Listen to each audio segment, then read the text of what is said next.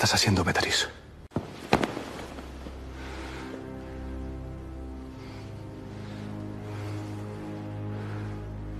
Protegernos contrato, Fernando. Tu vida me pertenece. El viento frío del norte golpeaba los gruesos muros de piedra del castillo de Toledo. Fernando caminaba por los oscuros pasillos de servicio con pasos completamente silenciosos. Llevaba puesta una túnica áspera de lana oscura que picaba en la piel. El temido duque de Osuna se había disfrazado intencionalmente de simple lacayo. Quería sorprender a su futura esposa la noche antes de su gran boda. Había imaginado encontrarla nerviosa o probándose su vestido de seda fina. Llegó frente a las pesadas puertas de roble de los aposentos principales de ella. La enorme puerta de madera estaba ligeramente entreabierta. Una luz cálida y temblorosa escapaba hacia la oscuridad del largo pasillo. Fernando contuvo la respiración y se acercó con extrema cautela. Esperaba escuchar las risas inocentes de las jóvenes doncellas de compañía. En su lugar, escuchó un gemido ahogado y espantosamente gutural. El perturbador sonido heló la sangre en las venas del experimentado duque. Se asomó por la estrecha rendija de la puerta con el corazón en la garganta. Lo que vio en el interior lo dejó completamente paralizado de terror. Beatriz estaba sentada tranquilamente junto a la gran chimenea de piedra. Llevaba un vestido sencillo de terciopelo verde que resaltaba su extrema juventud. Su rostro era la imagen misma de la serenidad y la belleza perfecta. Sostenía un pesado bastidor de madera y bordaba pacientemente con hilo de oro. Pero a sus pies, sobre la costosa alfombra persa, había un hombre agonizando. Fernando reconoció al hombre de inmediato a pesar de las sombras. Era el leal capitán de su propia guardia personal militar. El hombre se retorcía de dolor en el suelo y escupía sangre oscura. Beatriz no mostraba ninguna alteración en su hermoso y pálido rostro. Ni siquiera levantó la mirada de su meticulosa labor de costura. El fornido capitán levantó una mano temblorosa hacia la joven mujer. Suplicó desesperadamente por el antídoto con una voz apenas audible. Beatriz clavó la fina aguja en la tela con una precisión absoluta. Luego miró al hombre moribundo con unos ojos fríos como el hielo invernal. Su voz sonó suave, sumamente elegante y terriblemente firme. Ella le explicó que conocía perfectamente su patético plan de traición. Sabía que el capitán había aceptado oro para asesinar a Fernando esa misma noche. Detalló con exactitud cómo había interceptado los mensajes secretos del asesino a sueldo.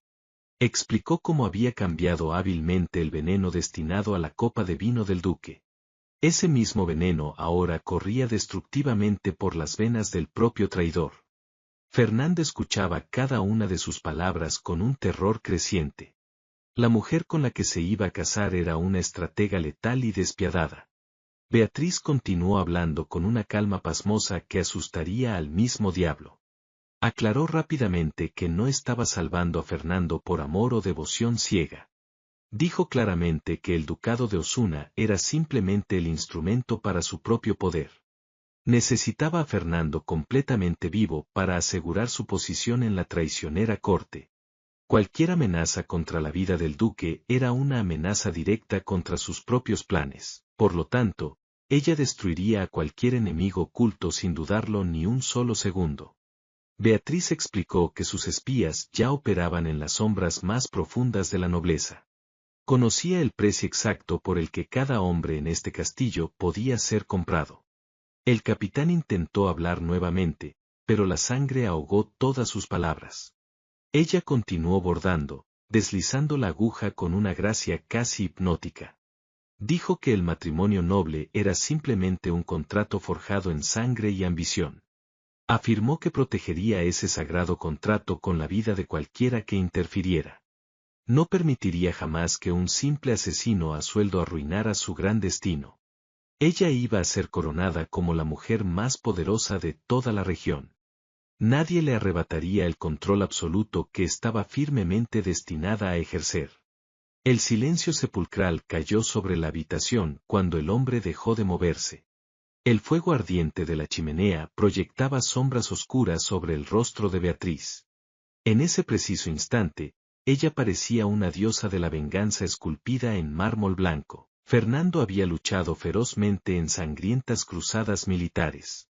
Había enfrentado a la muerte en el campo de batalla sin temblar jamás. Pero esta joven mujer bordando junto al fuego lo llenaba de un pavor primitivo.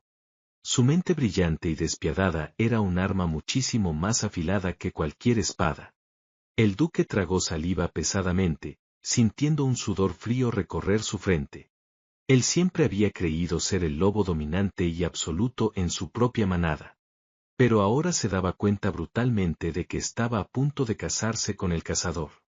Dio un paso atrás por instinto, intentando alejarse en la oscuridad sin hacer ruido. Su pesada bota rozó ligeramente la piedra irregular del frío suelo. Dentro de la gran habitación, Beatriz levantó la cabeza de inmediato. Sus ojos increíblemente oscuros se clavaron directamente en la estrecha rendija de la puerta. Una pequeña y calculadora sonrisa curvó sus labios de color carmesí. Su voz cruzó la enorme habitación como una flecha envenenada buscando su objetivo. Ella dijo en voz alta que el ridículo disfraz de lacayo era muy poco convincente. Afirmó que su postura innegablemente noble lo delataba incluso escondido en la oscuridad. Le ordenó a Fernando que dejara de esconderse y entrara de una vez por todas. El duque supo con absoluta certeza en ese instante que su vida había cambiado para siempre. Ya no era él quien tenía el control supremo de este peligroso juego. Fernando empujó la pesada puerta de roble por completo, abandonando el rincón de las sombras. Ya no tenía ningún sentido ocultar su verdadera identidad bajo aquella tela burda.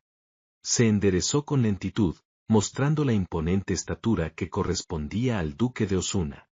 A pesar de vestir la ropa áspera de un siervo, su porte aristocrático exigía una sumisión inmediata.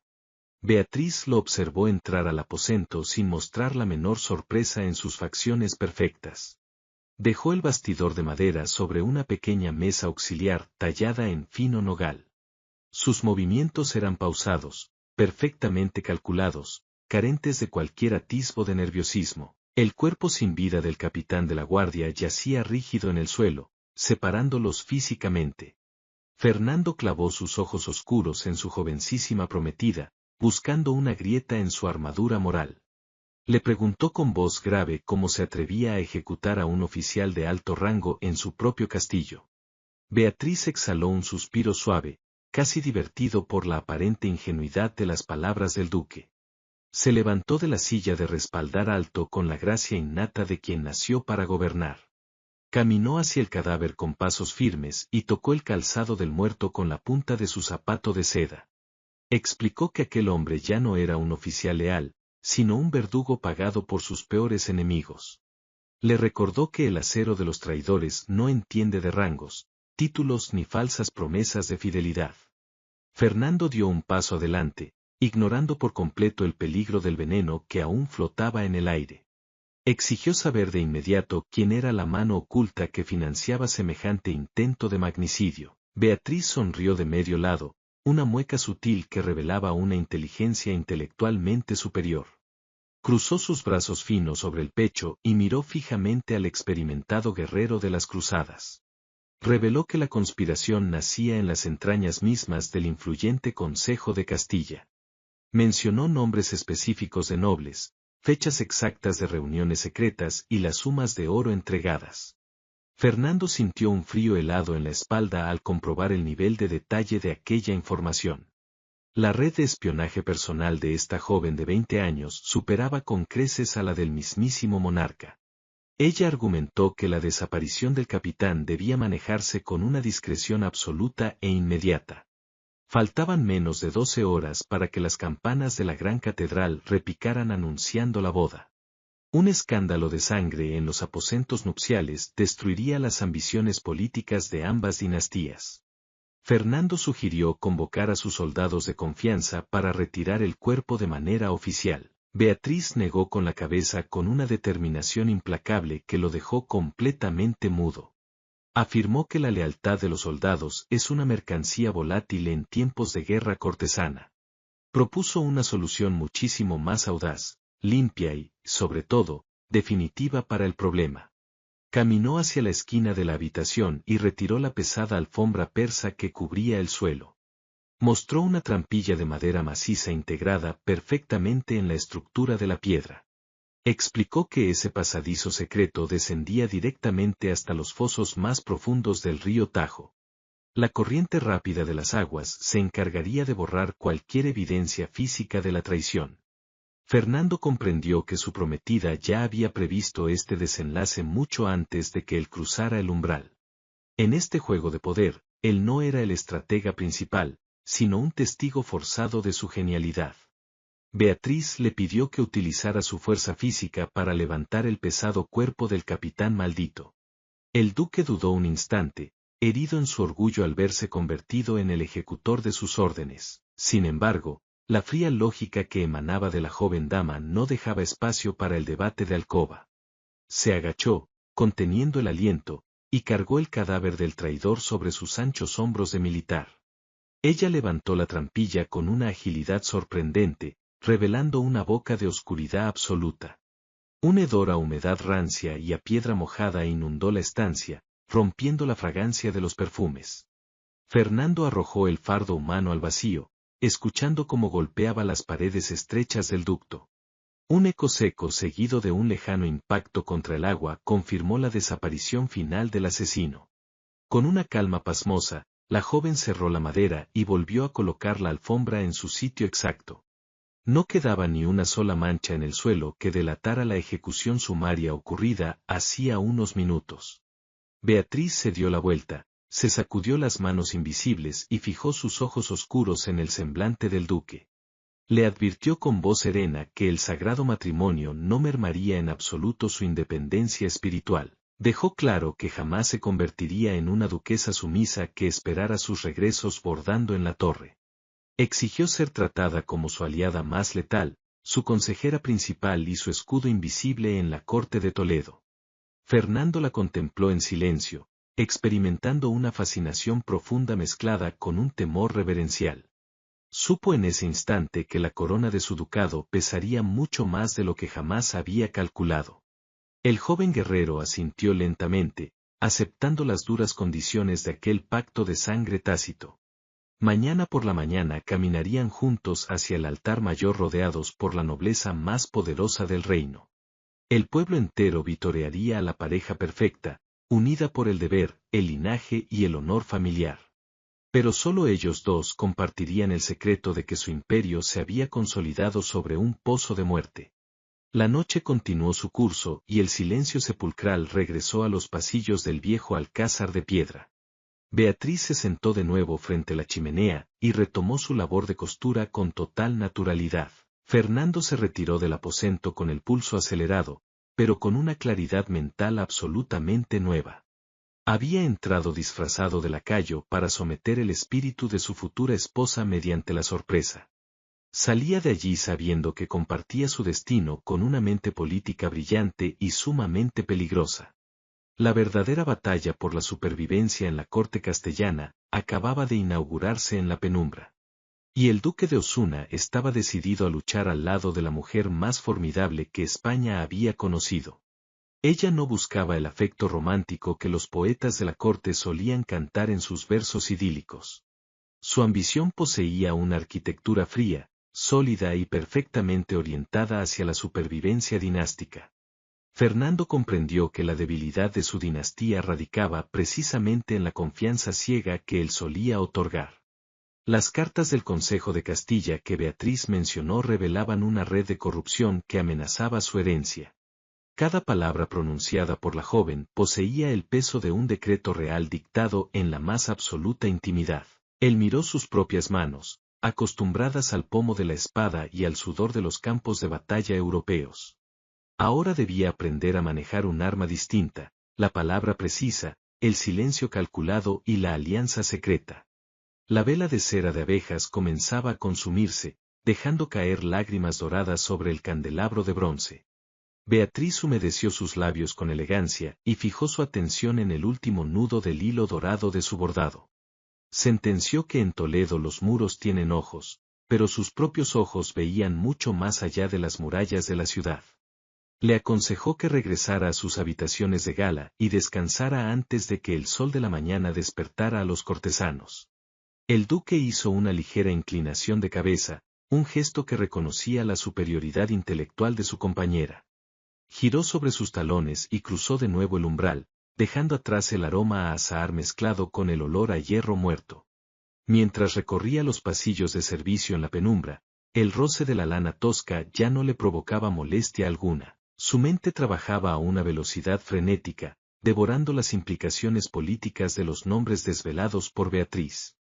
Había encontrado una esposa, pero sobre todo, había reclutado al general más eficiente para la guerra invisible que se avecinaba. El sol de la mañana iluminó los altos vitrales de la majestuosa Catedral de Toledo. Las campanas de bronce repicaban con una fuerza que hacía vibrar las piedras antiguas. La nobleza más influyente de toda España llenaba los pesados bancos de madera tallada.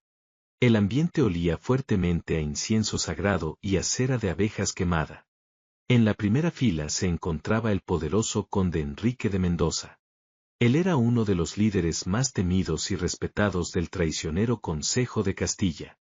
Enrique lucía un lujoso jubón de terciopelo negro adornado con pesadas perlas blancas. Su rostro maduro ocultaba una impaciencia devoradora detrás de una falsa solemnidad religiosa. El anciano conde esperaba fervientemente escuchar gritos de pánico y anuncios de luto. Estaba absolutamente convencido de que el duque de Osuna había muerto envenenado durante la noche. Sus planes estaban meticulosamente preparados para tomar el control de los ejércitos esa misma mañana. Solo faltaba que el capitán de la guardia entrara para confirmar la ejecución del asesinato. Pero el capitán jamás llegó a la cita secreta acordada al amanecer en los claustros. De repente, las enormes puertas principales de la catedral se abrieron de par en par. Un murmullo de expectación y asombro recorrió rápidamente a toda la multitud congregada. El conde Enrique contuvo la respiración, preparando su mejor expresión de sorpresa y falso dolor. Sin embargo, la sangre se heló por completo en las venas del anciano conspirador. Fernando avanzaba por el pasillo central con un porte absolutamente imponente y vital. Vestía su armadura ceremonial pulida y una capa de pesada seda roja que rozaba el suelo. No había ningún rastro de veneno, debilidad o muerte en su firme caminar de soldado. A su lado, Beatriz irradiaba una belleza gélida y deslumbrante que silenciaba a los presentes. Llevaba un vestido nupcial blanco bordado con hilos de plata pura y pequeños diamantes. Su rostro inmaculado estaba cubierto parcialmente por un velo de encaje finísimo. Enrique apretó los puños con tanta fuerza que sus nudillos palidecieron bajo los guantes de cuero. No podía comprender cómo el duque había sobrevivido al veneno más letal de toda Europa.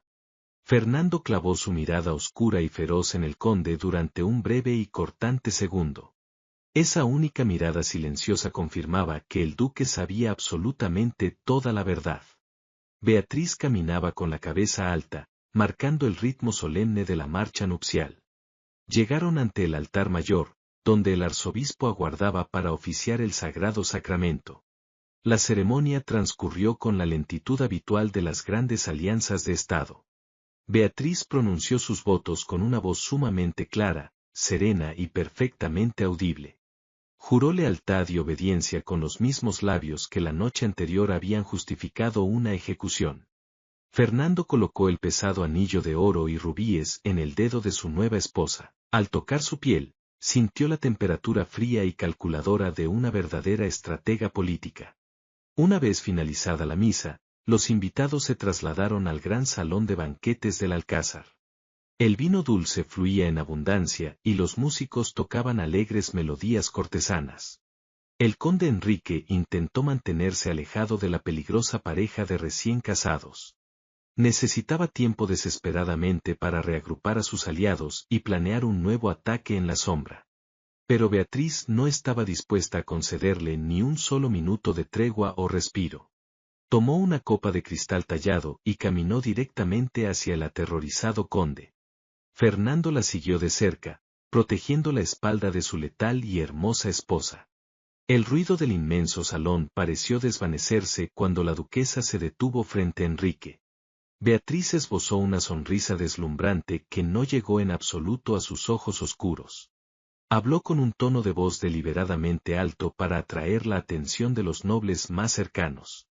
Agradeció públicamente al conde por su inquebrantable apoyo histórico a la casa de Osuna. Enrique forzó una sonrisa tensa, sudando fríamente bajo el peso del terciopelo negro. Beatriz anunció entonces que quería compartir una noticia maravillosa con toda la corte española.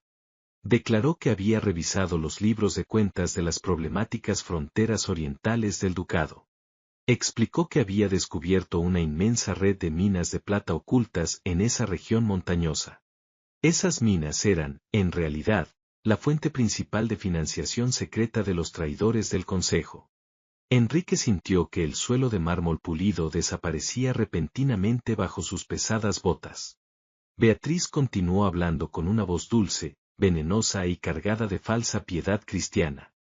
Anunció que, en honor a su feliz matrimonio, había decidido realizar un acto de caridad sin precedentes. Había firmado los documentos legales correspondientes esa misma mañana antes de salir hacia la iglesia.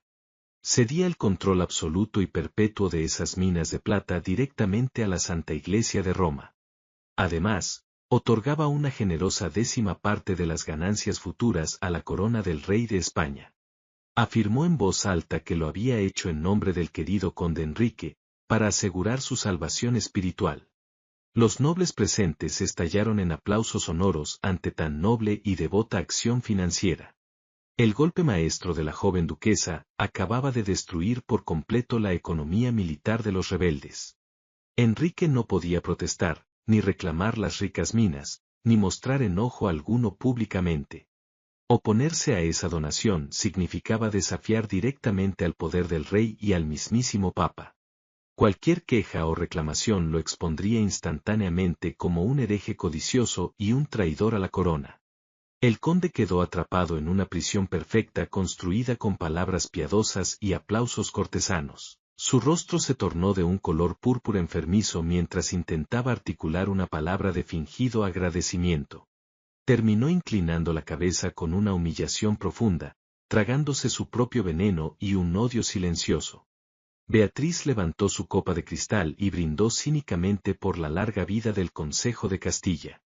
Fernando observaba la magistral escena sintiendo un escalofrío de pura admiración militar. Su joven esposa no había necesitado derramar ni una sola gota de sangre en aquel lujoso salón. Había degollado económicamente a su mayor enemigo utilizando las leyes reales y la fe religiosa como cuchillos afilados. La duquesa de Osuna acababa de demostrar a toda la corte quién gobernaba realmente en las sombras de Toledo. Beatriz se giró lentamente hacia su esposo después de destrozar públicamente al anciano noble. Sus ojos oscuros brillaron con una intensidad implacable, victoriosa y terriblemente seductora. Le susurró al oído a Fernando que el primer y más importante peón enemigo acababa de caer del tablero. Le recordó fríamente que el oro es la sangre vital que alimenta cualquier rebelión militar.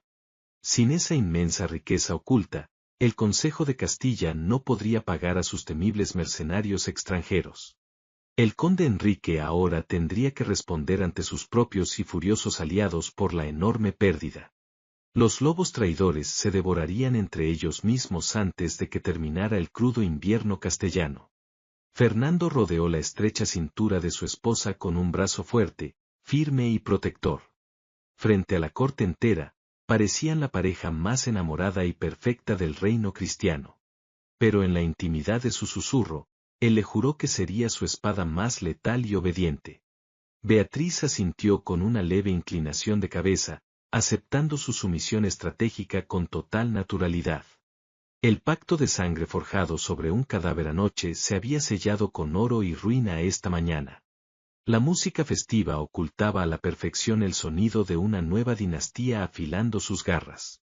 Nadie en aquel inmenso salón imaginaba que la joven de vestido blanco era la verdadera e implacable Parca. La guerra por el control absoluto de España se libraría ahora bajo sus propias y despiadadas reglas.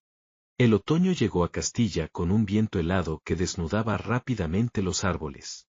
La gran temporada de caza real se inauguró en los densos bosques de Segovia. El rey había invitado a toda la alta nobleza para celebrar la frágil paz del reino. El conde Enrique vio en esta cacería su última y más desesperada oportunidad. Sin el oro de las minas perdidas, sus mercenarios extranjeros exigían un pago inmediato. La rebelión secreta del Consejo colapsaría en menos de un mes sin nuevos fondos. Enrique contrató a los asesinos más letales y silenciosos de la frontera norte. Los disfrazó hábilmente como simples batidores y siervos del inmenso séquito real. El plan maestro era simular un trágico accidente de caza con grandes jabalíes salvajes. Una flecha supuestamente perdida encontraría trágicamente el corazón del duque de Osuna. Fernando y Beatriz cabalgaban juntos montando majestuosos caballos andaluces de pura sangre. El duque vestía ropas de cuero reforzado preparadas para la dura jornada de montería. Beatriz lucía un elegante y ceñido traje de montar de grueso terciopelo azul oscuro. Su postura en la silla de montar era recta, impecable y sumamente orgullosa. Ambos se adentraron deliberadamente en la espesura del bosque más oscuro y solitario. Pronto, el sonido festivo de los cuernos de caza se desvaneció por completo en la distancia. Fernando notó que los ruidosos perros de rastreo habían desaparecido misteriosamente del perímetro. El silencio en esa zona del bosque era espeso, antinatural y extremadamente peligroso. El experimentado guerrero detuvo su caballo de inmediato y desenvainó su pesada espada. Beatriz no mostró ni un solo ápice de miedo en su hermoso e inescrutable rostro pálido. Simplemente acarició el cuello de su montura para mantenerla completamente dócil y quieta. De repente, 12 hombres fuertemente armados saltaron desde los densos matorrales de espinas. No llevaban emblemas familiares, pero sus espadas afiladas reflejaban intenciones puramente letales. Fernando desmontó de un ágil salto, interponiéndose como un escudo entre los asesinos y su esposa. El violento choque del acero resonó secamente en la apacible tranquilidad de la fría mañana. El duque luchaba con una furia implacable y una destreza militar verdaderamente legendaria. Derribó a los primeros 3 atacantes con movimientos rápidos, brutales y calculados. Pero los mercenarios pagados estaban entrenados para matar en grupo y sin piedad alguna. Un hombre enorme se acercó sigilosamente por el vulnerable lado ciego del joven duque. Levantó una pesada hacha de guerra para asestar un golpe mortal directo a su columna. Fernando estaba demasiado ocupado defendiendo su flanco derecho contra 3 espadas para reaccionar a tiempo. En ese preciso y crítico instante, un sonido mecánico y metálico cortó el aire helado. El mercenario enorme cayó pesadamente de rodillas con un virote de acero clavado en su cuello. Fernando se giró rápidamente, sorprendido por la inesperada y brutal ejecución a distancia. Beatriz sostenía una pequeña pero mortífera ballesta de repetición oculta bajo su gruesa capa azul. Sus finas manos no temblaban en absoluto mientras recargaba el arma con fría precisión. Miró a su esposo directamente los ojos con una calma que helaba la propia sangre. Le dijo claramente que jamás permitiría que un asesino barato arruinara su mayor inversión política. Los mercenarios restantes se detuvieron un segundo, totalmente desconcertados por la agresividad de la mujer. Ese breve segundo de vacilación táctica fue exactamente lo que Beatriz había planeado desde el principio. Ella llevó un pequeño silbato de plata a sus labios y sopló con una fuerza aguda.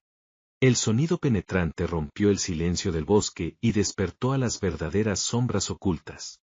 De las altas copas de los árboles descendieron 20 figuras letales vestidas completamente de negro. Eran los asesinos personales de la duquesa, comprados, entrenados y pagados con su propio dinero. En menos de un minuto, la emboscada perfecta del conde Enrique se convirtió en un matadero unilateral. Los mercenarios contratados fueron masacrados sin ninguna misericordia ni oportunidad de rendirse. Fernando observaba la sangrienta escena limpiando la sangre oscura de la hoja de su espada. Comprendió rápidamente que Beatriz había usado la cacería como cebo deliberado para atraer a sus enemigos. Ella había calculado la creciente desesperación de Enrique con una absoluta precisión matemática. El líder de los mercenarios aún respiraba, arrastrándose patéticamente por la tierra húmeda del bosque. Beatriz desmontó de su caballo con una elegancia suprema que contrastaba horriblemente con la masacre. Caminó hacia el hombre moribundo y pisó su profunda herida sangrante sin dudarlo un segundo. Le exigió en voz baja el documento firmado que garantizaba el pago del Consejo de Castilla. El hombre, gimiendo de puro dolor, señaló con dedos temblorosos un pequeño tubo de cuero en su cinturón. Fernando recogió el cilindro protector, lo abrió y extrajo un pesado pergamino sellado con cera roja. El escudo de armas impreso en la cera pertenecía inconfundiblemente al poderoso conde Enrique de Mendoza. Beatriz sonrió de forma escalofriante al ver la prueba física y definitiva de la alta traición. Ahora poseían en sus propias manos el arma legal definitiva para destruir políticamente al anciano conde. La joven duquesa asintió levemente hacia uno de sus hombres oscuros para terminar el sucio trabajo. Una daga afilada cortó rápidamente la garganta del líder mercenario, silenciándolo para toda la eternidad. Fernando se acercó a su esposa, caminando directamente sobre la tierra oscurecida y empapada de sangre. La tomó fuertemente por los hombros, mirándola con una intensa mezcla de horror, respeto y fascinación. Ella le devolvió la mirada con firmeza, con sus ojos negros brillando desbordantes de pura ambición. Le susurró muy cerca del rostro que en Castilla, la única forma de cazar lobos es soltar monstruos más grandes. Volvieron a montar en sus caballos con total naturalidad, como si acabaran de terminar un simple paseo matutino. Regresarían al suntuoso campamento real llevando consigo una prueba que cambiaría el destino de España entera. La alianza inquebrantable entre el duque y su duquesa se había forjado definitivamente bajo un bautismo de sangre. Ya no eran únicamente esposos por conveniencia, eran los nuevos amos absolutos de la vida y la muerte en la corte. El sol se ocultó lentamente detrás de las montañas escarpadas de Segovia. El inmenso campamento real se iluminó con docenas de grandes hogueras ardientes. Los sirvientes asaban enormes ciervos y jabalíes para el banquete nocturno del rey. Fernando y Beatriz regresaron al campamento cabalgando con una tranquilidad absoluta. Nadie podía adivinar que acababan de sobrevivir a una brutal emboscada militar. La sangre de los mercenarios asesinados ya se había secado en las profundidades del bosque. El poderoso conde Enrique de Mendoza bebía vino tinto en la mesa de honor. Su mirada ansiosa buscaba constantemente cualquier señal de pánico entre los guardias reales. Esperaba escuchar la noticia trágica de un fatal accidente de caza en cualquier momento. Sin embargo, casi se atraganta con su bebida al ver aparecer repentinamente a la pareja ducal. Fernando caminaba con la cabeza alta, impecable y rebosante de una energía militar intimidante. Beatriz lucía tan hermosa y serena como una estatua de mármol bajo la luz del fuego. El duque y la joven duquesa de Osuna tomaron sus asientos designados cerca del monarca. El rey levantó su pesada copa de oro macizo para brindar por la prosperidad de Castilla. La música de los laúdes y las risas cortesanas llenaban el frío y tenso aire nocturno. Beatriz observaba la escena festiva con unos ojos oscuros, calculadores y letales. Ella sabía perfectamente que entregar la prueba de traición al rey provocaría una gran guerra. Una guerra civil abierta destruiría los campos agrícolas y debilitaría el poder de su propio ducado. La joven estratega prefería utilizar un método muchísimo más refinado y cruel para ganar. Se levantó de su asiento con una gracia natural que capturó la mirada de todos los presentes. Fernando la observó en silencio, admirando secretamente la mente brillante de su letal esposa. Beatriz cruzó el espacio iluminado por las llamas dirigiéndose directamente hacia el conde Enrique. El anciano noble sintió un sudor frío y traicionero recorriendo su columna vertebral al verla acercarse. Ella llevaba en sus finas manos un pequeño objeto cilíndrico cuidadosamente envuelto en seda roja. Se detuvo frente al poderoso conde y le ofreció una sonrisa deslumbrante que ocultaba dagas afiladas. La duquesa elevó un poco su voz para que los nobles más cercanos pudieran escucharla claramente. Anunció que deseaba entregarle un regalo muy especial al ilustre conde de Mendoza por su devoción. Explicó que había encontrado un tesoro fascinante durante su apacible paseo por los densos bosques. Enrique extendió sus manos temblorosas y tomó el pequeño cilindro de cuero envuelto en seda. El rey mismo miraba la inusual escena con evidente curiosidad desde su trono de madera tallada. Beatriz le pidió amablemente al ansioso conde que abriera su obsequio frente a toda la corte española. El anciano retiró la seda resbaladiza y reconoció inmediatamente el tubo mercenario de sus asesinos. Su corazón pareció detenerse por completo dentro de su pecho al ver el sello protector totalmente roto. Sacó el pergamino interior con unos dedos torpes, paralizados por un terror absoluto e incontrolable. Al desenrollar el documento secreto, vio su propia caligrafía y su orden explícita de derramar sangre. El sello de cera roja de su prestigiosa familia lo condenaba irrevocablemente a una muerte brutal. Beatriz se inclinó ligeramente hacia adelante, acercando sus labios carmesí al oído del aterrorizado anciano. Su tono de voz bajó a un susurro gélido que absolutamente nadie más podía escuchar en ese momento. Le susurró que sus patéticos asesinos a sueldo alimentaban ahora a los cuervos hambrientos del bosque norte. Le recordó que la alta traición a la corona se castigaba con la ejecución pública de toda su línea de sangre. Afirmó que si ella entregaba ese papel al rey, su familia entera ardería sin piedad en la hoguera inquisitorial. Sin embargo, Beatriz le ofreció una única, cruel e implacable salida para salvar el honor de su antiguo apellido. Le ordenó que regresara a su lujosa tienda de campaña y terminara con su propia vida esta misma noche. Si él obedecía sus instrucciones, ella quemaría el pergamino y la familia Mendoza conservaría sus preciadas tierras. Si se resistía, el frío amanecer traería la deshonra total y la masacre indiscriminada de sus propios hijos. La joven duquesa se apartó lentamente de él, recuperando su postura erguida y su sonrisa socialmente perfecta. El rostro arrugado del conde Enrique se había vuelto repentinamente del color gris opaco de la ceniza fría. No podía respirar adecuadamente, atrapado en una red de hierro forjada magistralmente por una muchacha de 20 años. Miró desesperadamente a sus aliados del consejo, pero ninguno de ellos sospechaba su repentina tragedia personal. Beatriz regresó a su asiento junto a Fernando, moviéndose con la majestuosidad indiscutible de una reina oscura. El duque sirvió un poco más de vino dulce en la copa de su esposa sin decir una sola palabra. Él acababa de presenciar la ejecución psicológica más perfecta, silenciosa y despiadada de toda su carrera militar. Una hora después, el conde Enrique se disculpó torpemente con el monarca alegando un fuerte dolor en el pecho. Abandonó el ruidoso festín con pasos arrastrados, pareciendo envejecer trágicamente 20 años en solo unos minutos. La fiesta real continuó su curso alegre ignorando por completo el drama mortal que se desarrollaba en las sombras. Poco antes del amanecer, un grito desgarrador de un sirviente rompió el tenso silencio del campamento militar. Los guardias reales encontraron al respetado conde Enrique muerto en su cama, con un frasco de veneno vacío al lado. Los médicos del rey declararon solemnemente que el anciano no había podido soportar su supuesta enfermedad del corazón. Nadie en toda Castilla sospechó jamás que el poderoso líder de la rebelión había sido obligado a suicidarse.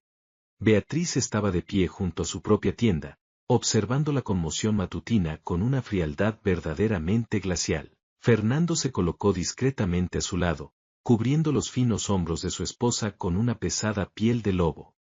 Ella extendió su mano pálida sobre un pequeño brasero de bronce encendido y dejó caer el pergamino traidor. Las llamas anaranjadas consumieron rápidamente la única prueba física de la conspiración de la familia Mendoza. El duque de Osuna tomó la mano de su brillante esposa, sellando su admiración absoluta y definitiva por ella. Habían ganado una guerra civil entera sin movilizar un solo regimiento y sin perder un solo hombre propio. Beatriz miró fijamente las brasas ardientes y supo que el traicionero Consejo de Castilla acababa de perder su cabeza principal.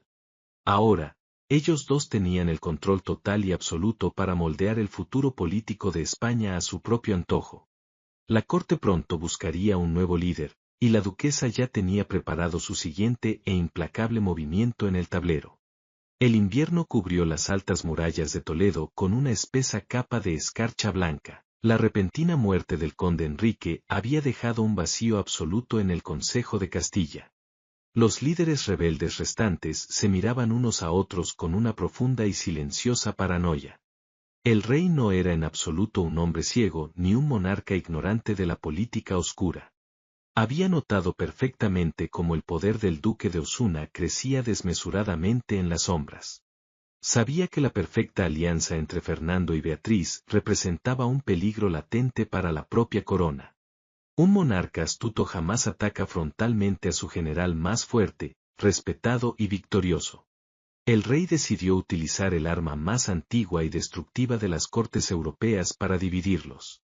Convocó a la joven pareja ducal a sus aposentos privados bajo el pretexto de una simple audiencia amistosa. El gran salón real estaba decorado con pesados tapices que ilustraban antiguas victorias militares. Junto al trono de madera tallada se encontraba una joven mujer de belleza absolutamente deslumbrante. Su nombre era Lady Isabella y poseía la innegable y codiciada sangre directa de la familia real. Sus grandes ojos azules brillaban con una ambición inocente pero sumamente peligrosa para el reino. El rey anunció con una falsa sonrisa paternal que Isabella necesitaba urgentemente instrucción y protección. Declaró solemnemente que la entregaba al cuidado exclusivo del ducado de Osuna como una inmensa muestra de favor. Todos en la inmensa sala sabían perfectamente que esa mujer era un hermoso caballo de Troya enviado por la corona. Su verdadera misión era seducir a Fernando, dividir el lecho nupcial y espiar meticulosamente cada movimiento de Beatriz. El duque tensó la mandíbula, sintiendo la trampa política cerrándose lentamente sobre su propio cuello. Miró discretamente de reojo a su esposa, esperando ver al menos una pequeña chispa del natural orgullo femenino herido. Pero Beatriz mantuvo una expresión de serenidad tan perfecta que resultaba verdaderamente aterradora e irreal. Hizo una elegante reverencia cortesana y aceptó el envenenado regalo real con palabras de profunda y fingida gratitud. Afirmó en voz alta que sería un inmenso honor guiar a Lady Isabella en los complejos deberes de la alta nobleza regional. Esa misma tarde, el carruaje ducal regresó al imponente castillo de piedra con un peligroso pasajero adicional. Isabella caminaba por los amplios pasillos con la arrogancia típica de quien se sabe intocable por las leyes comunes.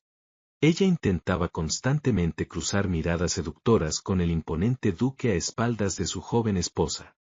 Fernando la ignoraba por completo, manteniendo una disciplina militar estricta y una lealtad inquebrantable hacia su duquesa.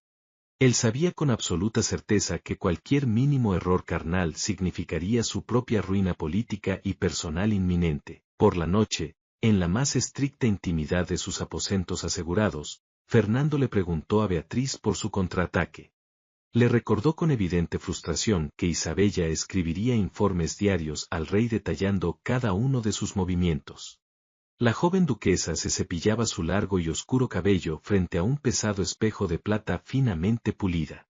Sonrió suavemente a través del reflejo y le aseguró a su marido que esa molesta intrusa era un regalo maravilloso del cielo. Explicó con voz calmada que un peón de la realeza es sumamente letal si se sabe colocar en la casilla adecuada del tablero enemigo. Al amanecer del día siguiente, Beatriz comenzó a tejer meticulosamente su nueva e invisible telaraña de mortales mentiras. Utilizó su vasta y leal red de espías invisibles para filtrar rumores cuidadosamente diseñados hacia el Consejo de Castilla. Los mensajeros pagados susurraron en las tabernas más oscuras y en los burdeles frecuentados por los nobles rebeldes. El falso y elaborado rumor afirmaba que Lady Isabella no había venido al castillo para espiar a los poderosos duques de Osuna. La mentira decía que la mujer real traía un decreto secreto del mismísimo rey para exterminar a los restos del consejo traidor. Beatriz hizo creer hábilmente a sus enemigos que Isabella poseía una lista negra oculta con los nombres de todos los conspiradores. Los nerviosos nobles del Consejo de Castilla entraron rápidamente en un estado de pánico absoluto y verdaderamente desesperado.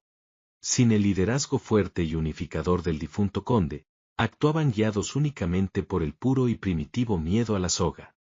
Creían ciegamente que si no eliminaban a la enviada real muy pronto, sus propias cabezas rodarían irremediablemente por la plaza pública. Mientras tanto, Beatriz trataba a su invitada real con una cortesía asfixiante y exageradamente perfecta frente a toda la corte. La invitaba diariamente a tomar el té en los suntuosos salones y le presentaba deliberadamente a los nobles más inestables del consejo. Isabella, creyendo ser el centro absoluto de atención de la nobleza local, sonreía arrogantemente a estos hombres visiblemente asustados. Sus sonrisas altivas y gestos de superioridad fueron interpretados por los conspiradores como las burlas crueles de un verdugo inminente. La tensión y la paranoia del consejo alcanzaron su punto máximo y definitivo durante la primera y gran nevada del año. Un pequeño grupo de nobles totalmente desesperados contrató en el mayor de los secretos a un hábil envenenador profesional. El único y macabro objetivo era silenciar a Lady Isabella antes de que ella supuestamente entregara la lista negra al ejército. Beatriz sabía con absoluta exactitud qué día, a qué hora y cómo se ejecutaría el desesperado y torpe intento de asesinato. No hizo absolutamente nada para detener la tragedia, simplemente observó en silencio cómo las piezas enemigas se destruían solas. Durante la opulenta cena oficial, el vino dulce de Lady Isabella fue servido por un pálido sirviente previamente sobornado. La altiva joven de sangre real levantó su lujosa copa de cristal tallado sin sospechar absolutamente nada de su trágico e inminente destino. Fernando notó el ligero temblor del sirviente e iba a intervenir por puro instinto protector militar. Pero la mano increíblemente fría de Beatriz apretó fuertemente su rodilla bajo la larga mesa de roble macizo. La duquesa lo miró fijamente a los ojos oscuros, exigiéndole una quietud absoluta con una sola y letal advertencia silenciosa. Isabella bebió el líquido carmesí con elegancia y a los pocos segundos comenzó a asfixiarse violentamente frente a todos los invitados. El caos y el terror estallaron de inmediato en el inmenso comedor mientras la enviada del monarca caía muerta sobre la valiosa alfombra. Beatriz se levantó rápidamente de su silla fingiendo un horror absoluto e instruyó a gritos a los guardias cerrar todas las pesadas puertas. Ordenó que se investigara el origen del letal veneno con una furia y una determinación escénica que parecían totalmente genuinas y leales. Al romper el alba, las innegables pruebas fabricadas secretamente por Beatriz apuntaban de forma directa a los líderes restantes del consejo. El mensajero real más veloz partió hacia la lejana capital llevando la trágica y manipulada noticia del cruel asesinato. El rey de España, enfurecido y humillado por el asesinato público de su propia sangre, ordenó la ejecución militar e inmediata de los acusados. Beatriz había conseguido magistralmente que el propio monarca limpiara la peligrosa basura política que amenazaba su vasto territorio. Había utilizado la propia y maliciosa trampa del rey para aniquilar por completo a la oposición política interna de Castilla. Fernando contemplaba la oscura mancha de vino seco en la alfombra con una mezcla intensa de pavor reverencial y absoluto asombro táctico.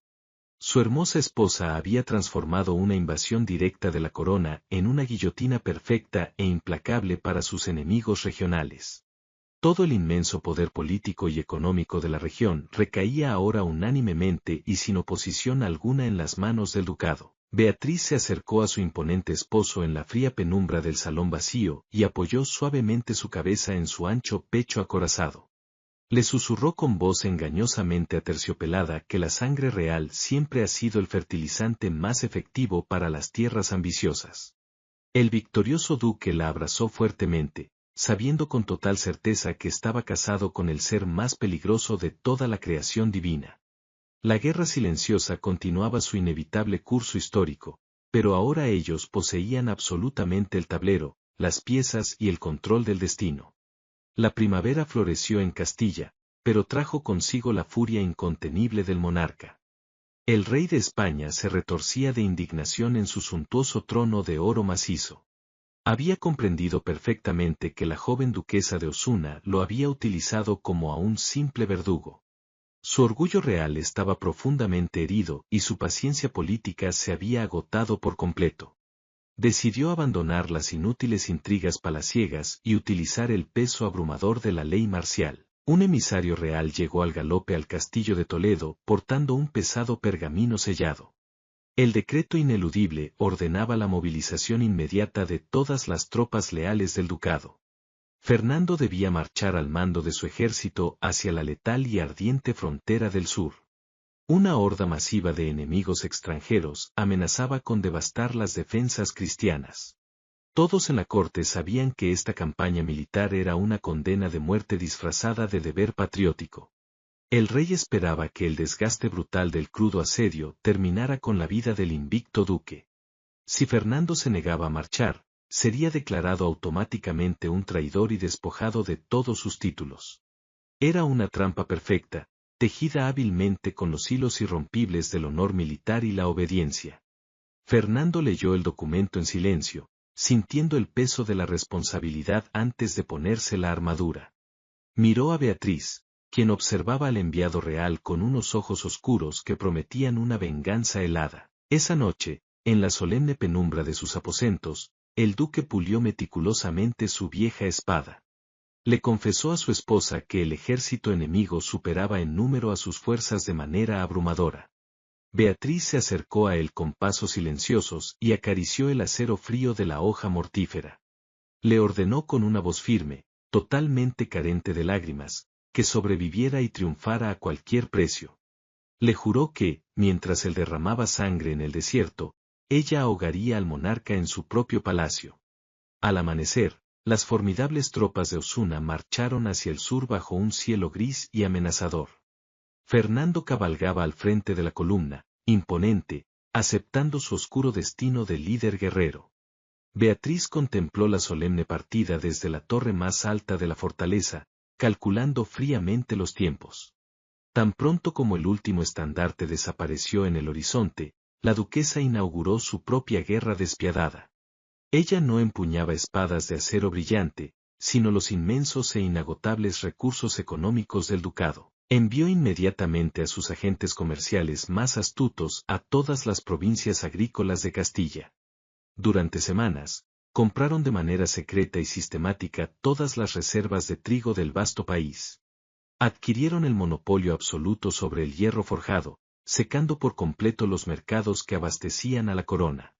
Beatriz ordenó almacenar estas inmensas riquezas vitales en fortalezas inexpugnables bajo su control directo.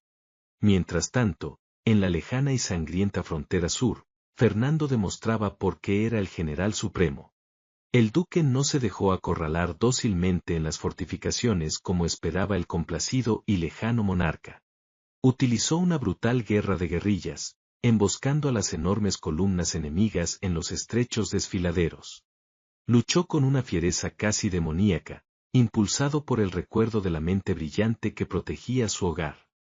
Las sorprendentes noticias de sus imposibles victorias comenzaron a llegar masivamente a la corte de Madrid. El rey escuchaba los informes militares con una mezcla de frustración agónica y pavor mal disimulado. En lugar de morir heroicamente, el duque de Osuna se estaba forjando una leyenda absolutamente inmortal. Pero la verdadera y destructiva pesadilla para el monarca no provenía de las afiladas lanzas extranjeras. El invierno se acercaba implacablemente y las orgullosas tropas reales en la capital comenzaron a pasar hambre severa. Los desesperados intendentes del rey descubrieron que los mercados centrales del reino estaban vacíos.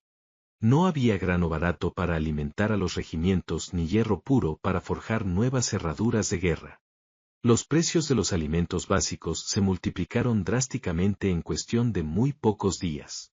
El hambre siempre engendra furia, y los soldados de la corona comenzaron a planear motines en los cuarteles. El rey exigió a gritos a sus ministros que encontraran al culpable de esta monstruosa escasez artificial. La exhaustiva investigación financiera reveló que una sola sombra controlaba todas las venas comerciales de España. Esa sombra silenciosa pertenecía a la joven y hermosa duquesa de Osuna, operando desde su gélido castillo. Beatriz había convertido el pan cotidiano y el acero bruto en las armas de asedio más devastadoras del mundo. Había estrangulado la precaria economía real con la misma precisión con la que un asesino corta una garganta. El monarca se dio cuenta repentinamente de que había cometido un error táctico verdaderamente monumental y suicida. Al enviar a Fernando lejos, había dejado a Beatriz completamente libre para devorar las estructuras del Estado.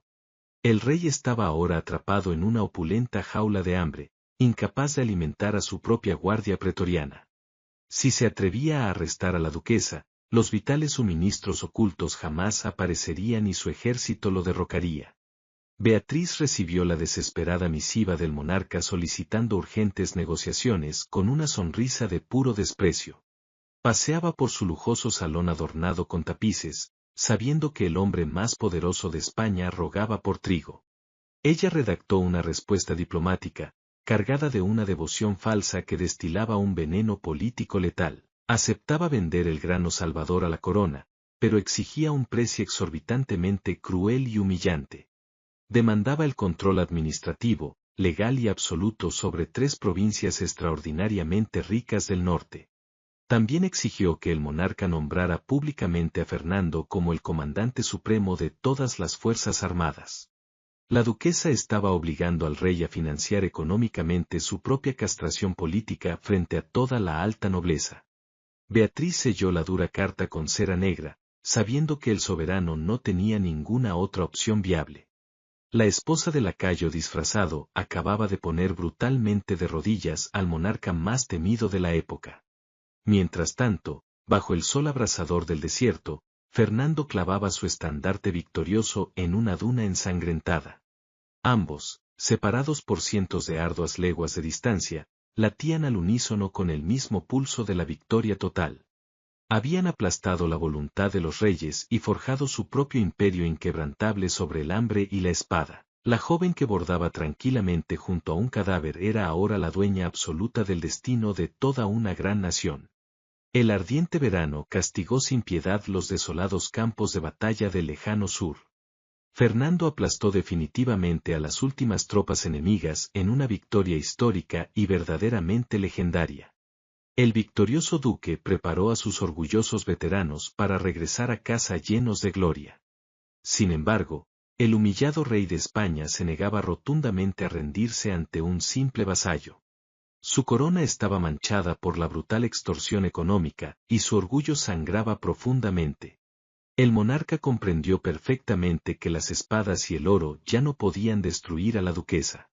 Decidió invocar audazmente el poder más oscuro, aterrador e intocable de toda la Europa medieval. El rey pactó en secreto con el ambicioso y corrupto cardenal de la Santa Inquisición.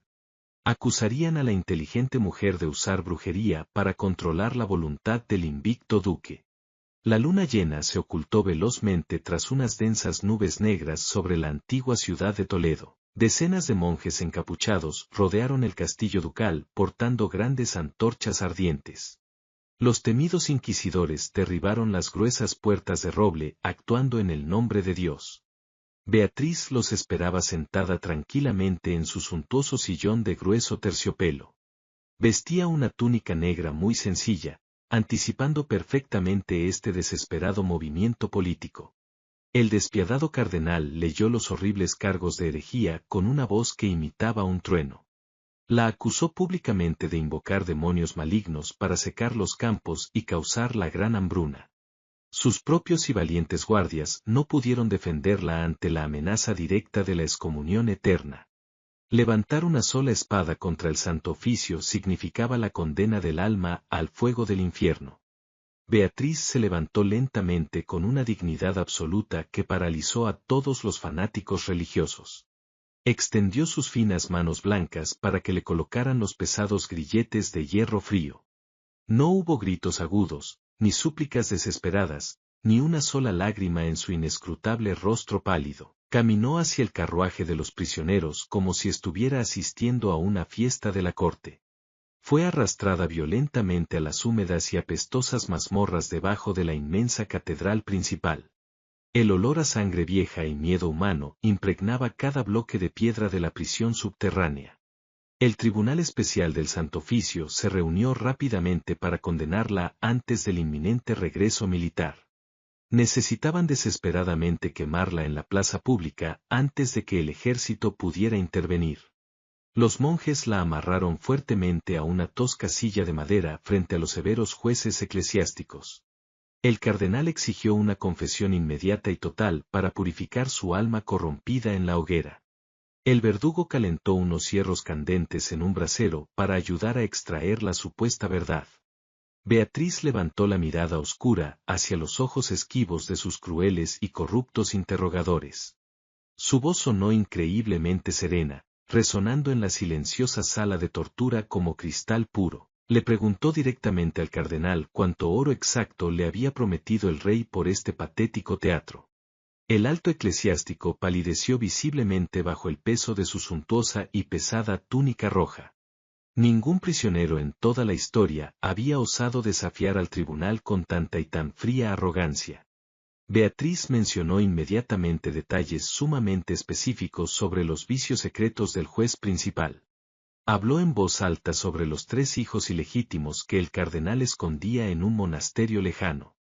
Reveló que su inmensa red de espías conocía absolutamente cada pecado oscuro cometido por los sacerdotes presentes. Detalló los sobornos recibidos, las reliquias falsificadas y las propiedades robadas a los nobles viudos. Afirmó claramente que el rey los ejecutaría a todos para silenciarlos en cuanto ella estuviera muerta. El monarca jamás permitiría que existieran testigos vivos de su propia debilidad política e impotencia. La semilla destructiva de la duda y la traición germinó instantáneamente entre los temerosos inquisidores. El emisario secreto del rey presente en la sala sacó su espada corta para exigir un silencio inmediato. Beatriz sonrió de medio lado, disfrutando intensamente del absoluto caos psicológico sembrado con unas pocas palabras.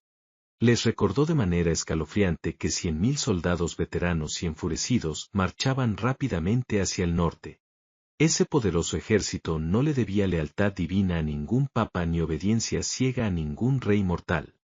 Eran hombres forjados en la brutalidad que solo seguían las órdenes directas del duque de Osuna. Declaró solemnemente que Fernando no perdonaría ni a la Sagrada Iglesia ni a la antigua corona si ella sufría. Destruiría piedra por piedra la gran catedral y colgaría a cada sacerdote de las murallas de la ciudad. El pánico total se apoderó de la sala al imaginar gráficamente la furia asesina del comandante supremo. Los jueces se miraron unos a otros, comprendiendo que la vida de esta mujer era su única póliza de seguro. Nadie se atrevió a tocar los terribles instrumentos de tortura alineados amenazadoramente en la húmeda pared. El cardenal ordenó detener temporalmente el interrogatorio bajo la cobarde excusa de buscar más pruebas teológicas. La devolvieron apresuradamente a su oscura celda, siendo totalmente incapaces de emitir un veredicto de muerte rápido. El frío suelo irregular de piedra congelaba sus delicados pies descalzos y heridos por las pesadas cadenas. Las enormes ratas grises correteaban libremente por los oscuros rincones de la lúgubre prisión subterránea. Pero la joven duquesa no sentía frío físico, ni miedo espiritual, ni la menor sombra de desesperación. Ella había detenido el implacable mecanismo de la Inquisición utilizando únicamente su brillante e indomable intelecto. Había fracturado irreparablemente la sagrada alianza entre el rey y la Iglesia con una sola y letal amenaza. Ahora solo necesitaba que su feroz y amado general completara el último y crítico tramo de su largo viaje. A cientos de leguas de distancia, Fernando ya había recibido la noticia del traicionero secuestro. Un espía de la duquesa había cabalgado hasta reventar su montura para entregar el mensaje en el campamento. El duque leyó el breve pergamino y sus ojos se oscurecieron con una furia puramente destructiva y bestial.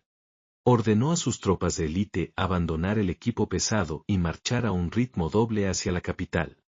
Fernando cabalgaba sin descanso día y noche, cambiando de caballo en cada pequeña aldea del polvoriento camino. Su pesada y victoriosa espada reclamaba a gritos la sangre de los fanáticos cobardes que habían tocado a su esposa. La frágil mujer encadenada sola en la profunda oscuridad sostenía ahora todo el frágil destino de España en sus manos. Había convertido su propio y peligroso martirio en la justificación moral perfecta para un sangriento golpe de Estado. Cuando el amanecer iluminara finalmente los muros de Toledo, las pesadas campanas anunciarían el verdadero fin de una era. La corona que había intentado quemarla estaba a punto de ser fundida por las llamas de su propio y fatal error. El sol rojo iluminó las lanzas de 100.000 soldados frente a Toledo. Fernando cabalgaba al frente con una furia silenciosa y absolutamente letal. Las pesadas puertas de la ciudad se abrieron sin ofrecer resistencia militar. Los guardias reales rindieron sus armas ante el abrumador poder del duque. En el centro de la plaza principal, la hoguera inquisitorial estaba preparada. Pero Beatriz no estaba atada a la estaca de madera como esperaba el rey. Ella caminaba libremente, escoltada por los propios monjes que había sobornado. Llevaba su vestido negro de prisionera con la majestuosidad de una reina. Fernando desmontó de su caballo y corrió a abrazar a su invencible esposa. El rey y el cardenal temblaban de terror, rodeados por espadas desenvainadas. Beatriz miró al monarca con una frialdad que congeló el aire del cálido verano. Le ofreció un pergamino de abdicación inmediata a favor del consejo ducal. El rey firmó su propia derrota llorando de pura humillación frente a su pueblo. El cardenal corrupto fue arrojado a las llamas que él mismo había encendido. La pareja ducal ascendió lentamente por las escaleras hacia el trono vacío. Fernando miró a su esposa y recordó de repente la noche antes de su boda. Recordó la pesada puerta de roble ligeramente entreabierta en el castillo. Comprendió por fin que aquella puerta jamás fue dejada así por un accidente. Ella siempre supo que él estaba escondido allí y simplemente le abrió el camino. Fue una invitación silenciosa para unirse a ella en la conquista de España. Beatriz apretó la mano de su esposo y sonrió, cerrando la puerta del pasado.